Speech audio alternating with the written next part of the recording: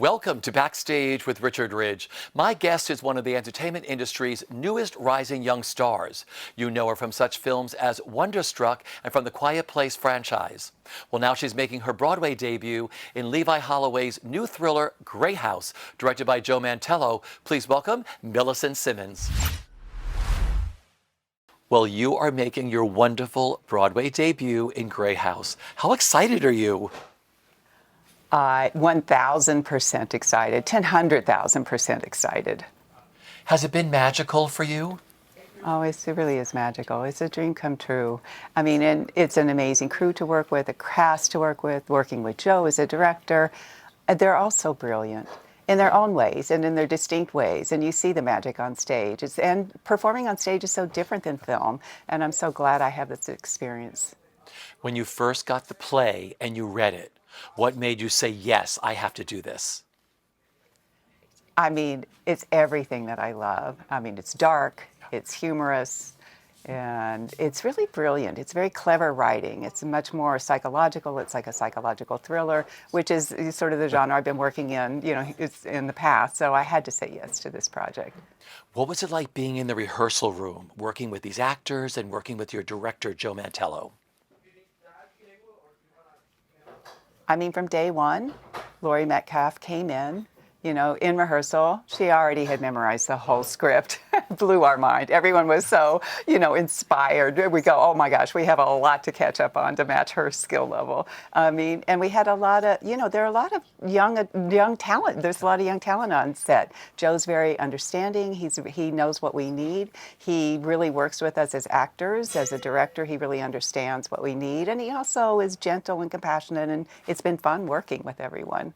Okay, that first performance, like your debut on Broadway, what do you remember about that night when you took your first bow and that whole entire performance on Broadway? I mean, just before the show, what I remember is being so nervous. I mean, I was sweating. I just kept pacing the hallway, in front of my dressing room. And then, when the curtains went up, I swear I almost passed out. I go, I can't do the show. But then I fell into it. It felt kind of surreal, like I was like I was sleepwalking in a dream. At the end, I saw people standing up or a standing ovation. I went, okay, we did okay. We made it through. I made no mistakes. So when you took your bow that night, what were you thinking opening night? What do you remember about that bow? That everyone I loved was in the audience. My parents, my brothers, my siblings, everyone was finally able to see the show that I'd been working on. And I felt like a weight had been lifted. It's sort of like now we're living the play. Yeah. Where did your love for performing begin, like at a young age? And what made you say, yes, I want to be an actress? It was never an intention. I mean, when I was growing up, I never thought I'd be able to do this. It was sort of, it came about because of Wonderstruck. And when I saw everything on screen, I went, oh yes, this is possible in my life. I really want to continue doing this. It was my desire. Okay, you made your film debut in Wonderstruck. Such a beautiful, beautiful film. Favorite memories of doing that? What was that like? Oh, I mean, for the film, Wonderstruck. Wonderstruck is when was the first time I came to New York. I came here in New York. I met everyone. It was like the 1920s setting. So here I am in New York in this 1920s setting with horses and carriages and costumes. And I felt like I had traveled back in time. I mean, you don't often get that experience. It was very surreal. Did you grasp filmmaking right away, the art of filmmaking? Because you're a natural. I never studied. I never did any background research. I just tried to do what the director told me to do. I tried my best to express what the director asked for, their vision, and that was it, really. I'm very fortunate, very lucky. Do you have a favorite memory from working on that film? Oh, so going to work. I mean, in the Museum of Natural History was amazing to be able to see that. And it was empty, right? We were filming at night, but no one was there. It was like this secret garden, really. I got to, when not filming, we just got to look around, and it was really a memorable experience. And then, of course, there's the Quiet Place films. I mean, amazing. I mean, favorite thing about working on those movies? Stunts, of course. I love doing the stunt work. Yeah. It was tough, but I also feel like, that's not something you get to do very often, and it was an opportunity. I loved it. And working with John and Emily was just amazing. Both of them are an amazing couple. Sort of they're a powerhouse together. And then also as individuals, they're very funny, wonderful to work with. Everything just was perfect for those shoots. Why do you think audiences have fallen in love with The Quiet Place? I think it's very unique. It's very different. I mean, most of the story is told through the deaf character, which is not done often. You don't often see narratives being told or led through a deaf eye. So, and what is the deaf character going to do in this situation? There are high stakes, and also in horror films, you often rely a lot on sound to drive the narrative. So I think they use the sound device very cleverly in both of those films. Well, let's go back to Grey House. Let's talk about what was the rehearsal process like with working with you and an interpreter and the actors during the rehearsal process for Grey House? It takes a lot of patience. A lot of learning, a big learning curve. Actors and directors often don't have experience working with deaf actors, so it does take a moment to sit down, come together, just talk about how the process is going to be, how to work with interpreters, how to do this collaboratively, and understand and have patience, because there will be miscommunication, there will be misunderstandings, and just everybody was open to that. Everyone wanted to learn sign. Everybody's learning sign language. Also, I've been working with Andrew Morrell, who is there as the director of an ASL coach and has been really working a lot, helpful with translations. What is sign language going to look like in that period of time within that family? So he brought in a lot of research and information that shaped it as well. This has been really special for you, being on Broadway with Grey House, hasn't it? Oh yes, it has, definitely. It couldn't be any better, really. Yeah. Your dressing room, like how have you decorated your dressing room?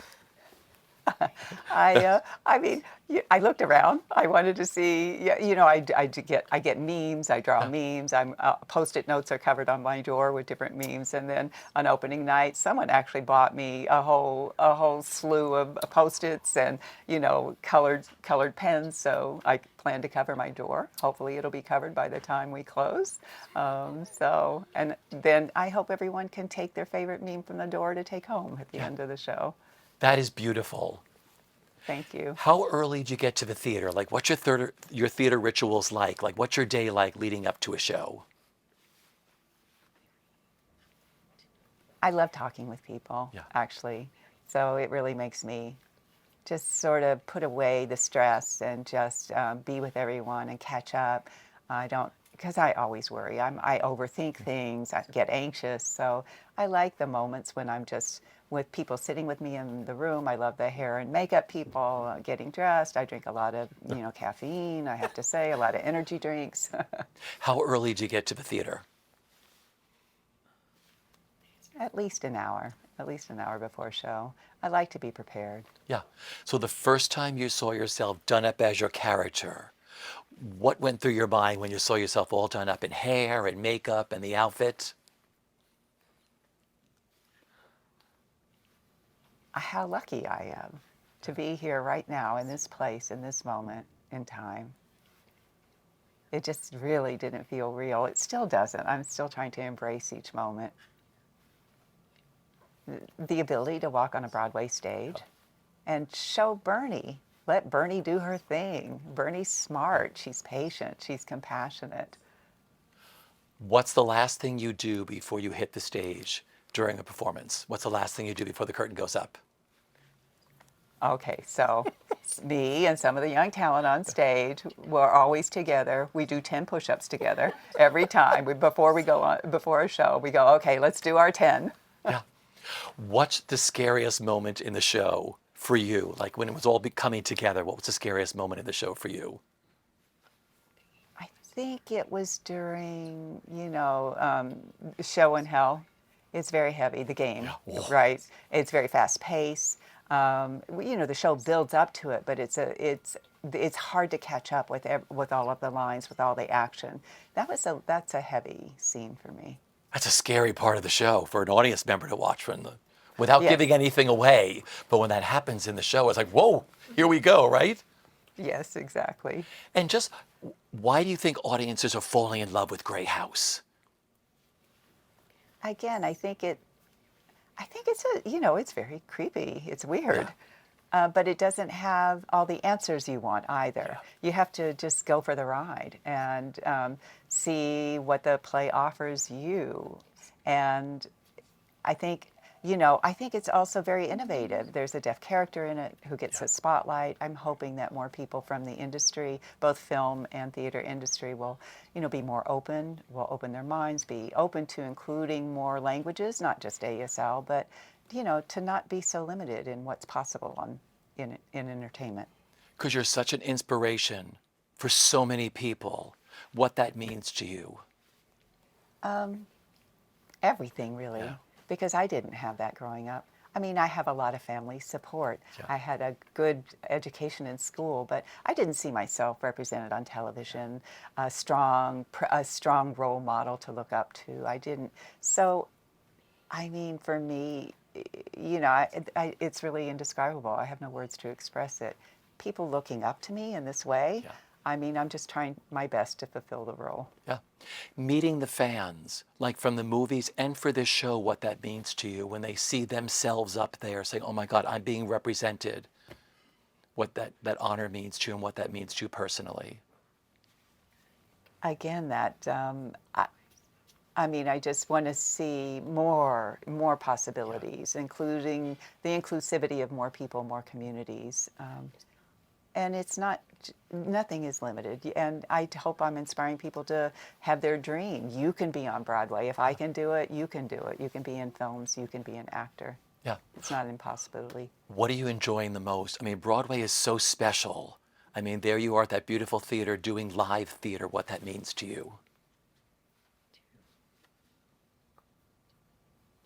That you're able to work with the director on Broadway, Joe, and the actress, Lori, how they work together. I mean, you can see the trust between them. If Joe just lifts an eyebrow or says one word, Lori already knows all the subtext. They don't even have to do any more than that. They understand each other. And I go, oh my God, how do they do that? I'm very fortunate to be able to see that kind of relationship and to be working on Broadway. When I grew up, I was doing, shows in the deaf school. Our drama club would, do a show, but this is on a wholly different level. I never thought that this would be possible. Yeah. In school, did you have a favorite role that you played? Midsummer Night's Dream. I play Puck. I like Puck. Puck's my favorite. Shakespeare, wonderful, yeah. Yes. A lot of Shakespeare in our drama club. So you did a lot of Shakespeare. Yeah. Girl, I mean, that was fun. Every show, it seemed to be Shakespeare, and I loved it. I mean, I learned a lot about history through Shakespeare. Yeah. And like here we are sitting at Sardi's. This is like, the creme de la creme of Broadway. Please. I can't touch it. There are no words, right? No, none. But I mean, just being a part of a theater community, what that's meant to you. What a fabulous time coming out of the pandemic and now bringing Broadway back. And you're one of those people who are doing that, what that means to you. And just the whole experience of being on Broadway.